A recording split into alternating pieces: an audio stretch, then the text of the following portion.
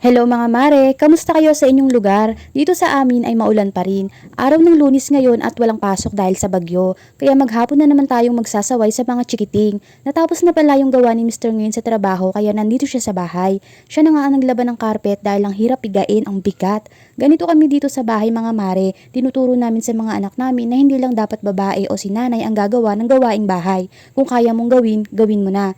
Dahil gusto namin na maging responsable sila sa buhay. Magluluto nga pala ako ng tanghalian namin at lumpiang togi nga yung gusto ni Mister. Konti lang lulutuin ko ngayon tapos yung iba ay ilalagay ko na lang sa rep dahil marami rin naman ito. Para sa susunod ay meron pa kapag nag-rave ulit sa lumpiang toge. Tapos nagprito ako ng tinapa at daing. Ang talsik talaga ng tinapa pag niluluto no, sakit pa naman pag natalsik ka ng mantika. At naglaga ng talong at okra. Ewan ko ba pero mas bet namin yung ganitong mga ulam ngayong maulan kaysa sa may sabaw.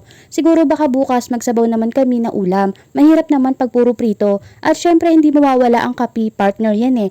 Lalo na ngayong maulan. Nauna na nga kumain yung dalawang bata, itlog daw ang gusto nilang ulam.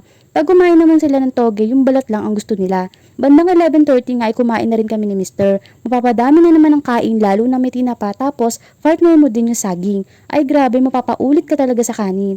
Ako na naman nga ang naiwan dito sa mesa dahil ang bilis talaga kumain ni Mister. Parang laging may lakad pag kumakain. Bandang hapon nga ay sumilip ng araw dito sa amin mga mare. Sana ganun din dyan sa inyo. Naisipan kong ayusin yung mga cabinet namin dahil mas magulo pa sa isip ko. Lalo na yung damitan ng mga bata. Hay nako, yung tipong kakatiklop mo lang nung isang araw, ngayon gulo-gulo na naman. At kung nasaan nga ako ay sunod-sunod naman yung mga chikiting. Yun lang muna mga mare. Bye!